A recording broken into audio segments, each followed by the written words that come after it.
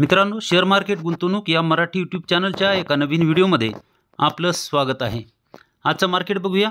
आजचं मार्केट हे मायनस झालेलं आहे। तुम्ही बघू शकता सेन्सेक्स हा 2.23% मायनस होऊन 71,500 वर बंद झालेला आहे। तर निफ्टी 50 हा 2.09% मायनस होऊन 21,571 वर बंद झालेला आहे। वाढणारे स्टॉक जर पाहिले तर वाढणारे स्टॉक हे 546 तर पडणारे स्टॉक हे 1610 होते।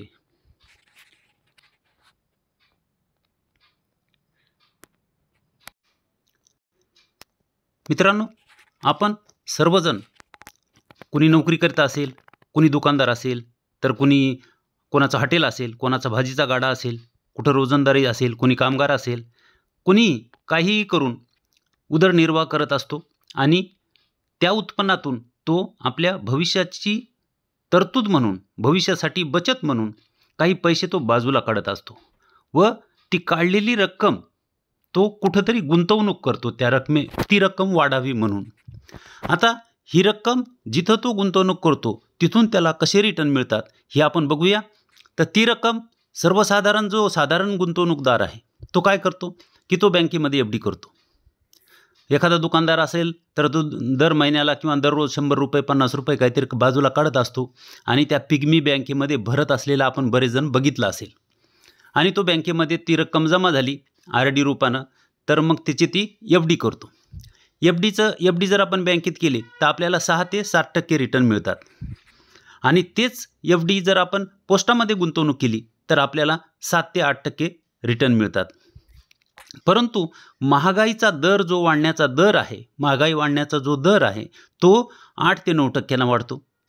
म्हणून आपल्याला रिटर्न 8% किंवा 7% जर मिळत असतील आणि दर जर 8-9% जर वाढत असेल महागाईचा, तर ही रक्कम आपण जिथं ठेवली तिथं आपल्याला ती काही वर्षानंतर जी मिळणार आहे ती आपल्याला परवडत नाही। मग ह्यापेक्षा जो हुशार गुंतवणूकदार आहे तो काय करतो की तो त्याची रक्कम जो आहे तर ती म्युच्युअल फंडामध्ये टाकतो। म्युच्युअल फंडामध्ये त्याला 15 ते 18% पर्यंत रिटर्न मिळतात। परंतु ह्याहीपेक्षा जास्त नफा जर तुम्हाला कमवायचा असेल, ह्याहीपेक्षा तुम्हाला जास्त रक्कम जर जमवायची असेल किंवा मोठा पैसा जर बनवायचा असेल तर तुम्हाला शेअर मार्केटकडे यावं लागेल। आता अशी परिस्थिती नाही की तुम्हाला बँकेत जावं लागेल आणि शेअरचं ते फॉर्म भरावं लागेल आणि मग ते फॉर्म काही दिवसानं तुम्हाला पोस्टानं मिळेल आणि मग तुम्हाला ते जपून ठेवायला लागेल, असं काहीच नाही आहे। तुम्ही फक्त तुमच्या एका बोटावर तुमच्या खिशात मोबाईल आहे आणि त्याच्यावरून तुम्ही शेअर खरेदी किंवा विक्री करू शकता। इतकं सोपं आता झालेलं आहे। त्यामुळं तुम्हाला शेअर मार्केटमध्ये हे पैसे वाढवण्यासाठी यावंच लागेल आणि जे लोक शेअर मार्केटमध्ये येऊन पैसा वाढवण्याचा प्रयत्न करतात त्याला म्हणतात स्मार्ट गुंतवणूकदार। एक साधारण गुंतवणूकदार पाहिला, एक आपण हुशार गुंतवणूकदार पाहिला जो म्युच्युअल फंडाकडे येतो आणि त्याच्यापेक्षा जास्त जर पाहिलं तर स्मार्ट गुंतवणूकदार। म्युच्युअल फंडामध्ये का आपण पैसे टाकायचे माहिती आहे का? जर आपल्याला एखादी केस लढवायची असेल कोर्टामध्ये तर आपण वकील लावतो, कारण कोर्टाचे कायदे कानून आपल्याला माहीत नसतात। तसंच आपल्याला शेअर मार्केटमध्ये जर काही माहीत नसेल तर आपण म्युच्युअल फंडवाल्याकडे जातो। म्युच्युअल फंडवाले आपल्याकडून पैसा घेतात आणि शेअर मार्केटमध्ये लावतात। त्याच्यातून जे काही तर पैसा त्यांना मिळाला त्याच्यातला ते काही काढून घेतात आणि थोडासा आपल्याला देतात। तर डायरेक्ट जर शेअर मार्केटमध्ये जर आपण गुंतवणूक केली तर आपल्याला त्याचा जास्त परतावा मिळू शकतो। अशा बऱ्याच कंपन्याची चर्चा आपण आपल्या चॅनलवर करत असतो। अशाच कंपन्यांमध्ये आपण पैसा टाकण्याचा प्रयत्न करत आहोत की ज्या कंपन्या कमीत कमी 25%चा CAGR आपल्याला देतील। म्हणजे 25%चा CAGR जर आपल्याला मिळाला 25-26% तर आपले पैसे हे 10 वर्षामध्ये 10 पट होतात व तिथून ते इतक्या पटीनं वाढायला लागतात की मग आपण हिशोब नाही लावू शकत। तर कमीत कमी 25%चा CAGR असलेले कंपन्याची आपण चर्चा आपण इथं करत असतो। त्यामध्ये तुम्हाला तुमच्या अभ्यासातून ज्या चांगल्या कंपन्या वाटतात त्या तुम्ही 15 ते 25 कंपन्या निवडून एक चांगला पोर्टफोलिओ तुम्ही बनवू शकता, ज्यामध्ये की तुमच्या IT असतील, केमिकल असेल, फायनान्स असेल, कंझ्युमर असेल, इंजिनिअरिंग असेल, फार्मा असेल, ग्रीन असेल, असे वेगवेगळ्या क्षेत्रातल्या 1-2 कंपन्या करून तुम्ही 15 ते 20-25 कंपन्या एकत्र करून त्याचा एक चांगला पोर्टफोलिओ तुम्ही बनवू शकता। ह्या पोर्टफोलिओमध्ये तुम्ही स्मॉल कॅप आहेत, मिड कॅप आहेत व लार्ज कॅप आहेत, अशा तिन्ही प्रकारच्या कंपन्या तुम्ही ठेवल्या पाहिजेत. तुम्ही थोडी रिस्क घेऊ शकत असाल आणि तुम्हाला मोठा पैसा जर शेअर मार्केटमधून मिळवायचा असेल तर तुम्हाला स्मॉल कॅप किंवा मायक्रो कॅप कंपनीमध्ये गुंतवणूक करावी लागेल, ज्यातून की तुम्हाला मोठा पैसा बनेल. ह्या कंपन्या हाय रिस्की असतात पण त्या हाय रिवॉर्डिंग असतात, म्हणजे तुम्हाला त्याचा परतावा ते जास्त पण देतात. आपल्याला हाय रिस्की व लो रिवॉर्ड किंवा नो रिवॉर्ड अशा कंपनीमध्ये गुंतवणूक करायची नाही. मग ही गुंतवणूक आता कधी करायची? अशा कंपन्या आपण निवडल्या तर ह्या कंपन्यामध्ये डायरेक्ट गुंतवणूक करायची का? तर नाही. एखादी कंपनी जर 100 रुपयावर चालत आहे, 50 रुपयाहून ती 100 रुपयापर्यंत गेलेली आहे आणि ती पळत आहे, तर तिच्या मागं लागायचं नाही. ती 100 रुपयावर गेली जाऊ द्या. नंतर ती कंपनी करेक्शन दाखवतेच. एकतर प्राईस करेक्शन दाखवेल, नाहीतर टाईम करेक्शन दाखवेल. तीच कंपनी जेव्हा पडत पडत 50% पडली आणि पुन्हा 50 रुपयावर जर आली तर त्यावेळेस गुंतवणुकीची ही चांगली संधी असते. उदाहरण जर घ्यायचं झालं तर एकानं ती कंपनी 100 रुपयाला घेतली आणि तिथून ती पडली खाली 50 रुपयापर्यंत आली आणि तुम्ही ती 50 रुपयाला घेतली. उदाहरण जर घेऊ तर तुम्ही 1 लाख लावले, त्यांनीही 1 लाख लावलेले आहेत. ती कंपनी 50 वरून पुन्हा जेव्हा 100ला जाते तेव्हा तुमचे 2 लाख होतात. तुमचे पैसे डबल झाले. आणि त्या माणसाने जी गुंतवणूक केलेली आहे 100 रुपयाला, त्याला डबल होण्यासाठी ती कंपनी 200 पर्यंत जावी लागेल. ती जेव्हा 200ला जाईल तेव्हा तुमचे पैसे हे 4 पट होतात. मग ज्यावेळेस कंपनी ही डिस्काउंटमध्ये मिळते, म्हणजे पडलेली आहे 15%, 20%, 25%, 50%पर्यंत, त्यावेळेस गुंतवणुकीची ही कंपनी चांगली संधी असते आणि मोठा पैसा त्याच्यातून आपण बनवू शकतो. जितके जास्त वर्ष आपण थांबू मग तितका मोठा पैसा आपल्याला बनलेला दिसेल. आतापर्यंत आपण पैशासाठी काम केलं, आता पैसा माझ्यासाठी काम करील. ह्या वाक्याबरोबर आपण राहून आपला पैसा हा आपल्याला वाढवायचा आहे. अशा वेगवेगळ्या कंपनीची आपण इथं रोज चर्चा करतच आहोत. तर साधारण गुंतवणूकदार न राहता किंवा हुशार गुंतवणूकदार न राहता तर स्मार्ट गुंतवणूकदार बनवण्याचा मी प्रयत्न करत आहे.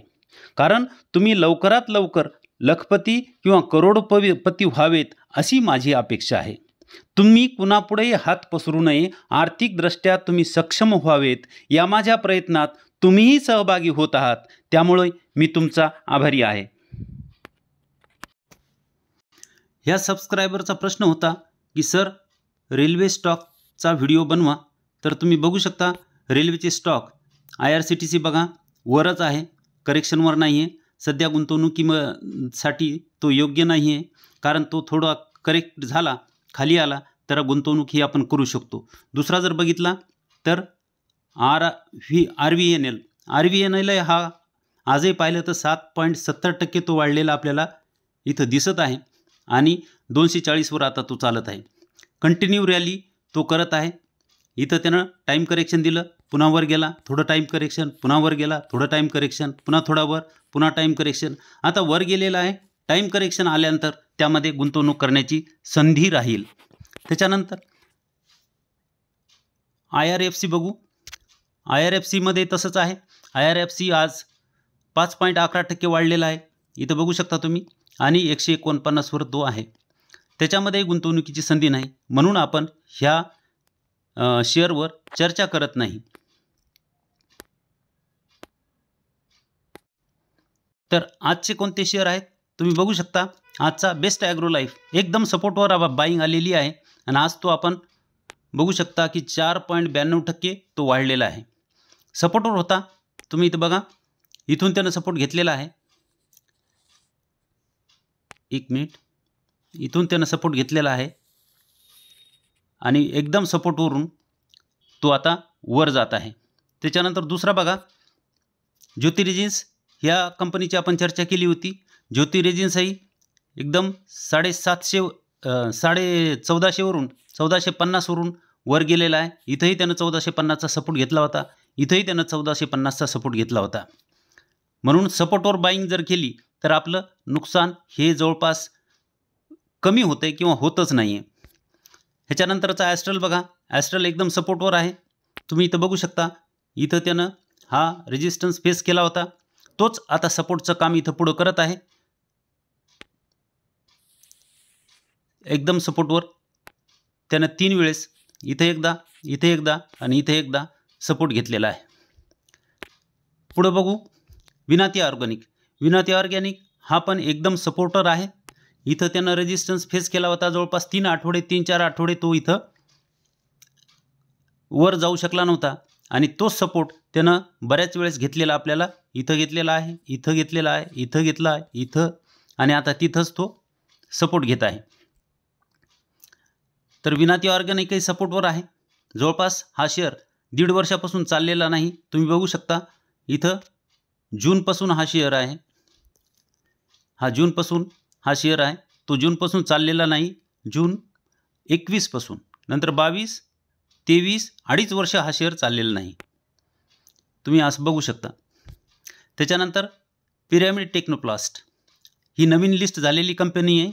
एकदम सध्या सपोर्टवर तुम्हाला दिसत आहे. 182 वर चालू आहे आणि 180चा तिला सपोर्ट आहे.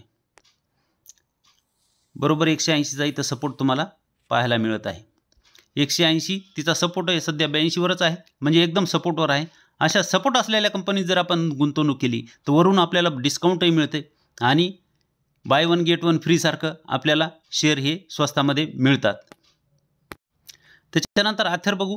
ॲथर इंडस्ट्रीज केमिकलचा शेअर आहे. इथं सपोर्ट घेतला आहे. तो आता इथं सपोर्ट घेत आहे. इथंही त्यानं सपोर्ट घेतला आहे, इथंही त्यानं सपोर्ट घेतलेला आहे आणि तो आता 900 आणि 850च्या मध्ये चालत आहे. इथंही तो 900 आणि 850च्या मध्ये चालत होता इथपर्यंत.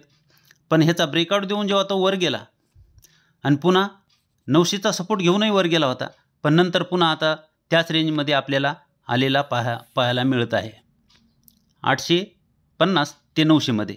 त्यामुळं हाही सपोर्टवर आहे. कंपनी चांगली आहे, ही आपण खरेदी करू शकतो. मित्रांनो, तुमचे काही प्रश्न असतील तर कमेंटमध्ये मला विचारू शकता. तुमचा पोर्टफोलिओ जर रिव्ह्यू करायचा असेल तर ईमेल ID मी डिस्क्रिप्शनमध्ये दिलेला आहे. त्यावर तुम्ही तुमच्या पोर्टफोलिओचे स्क्रीनशॉट पाठवू शकता. व्हिडिओ जर चांगला वाटला असेल तर व्हिडिओला लाईक करा व चॅनल सबस्क्राईब करा. धन्यवाद.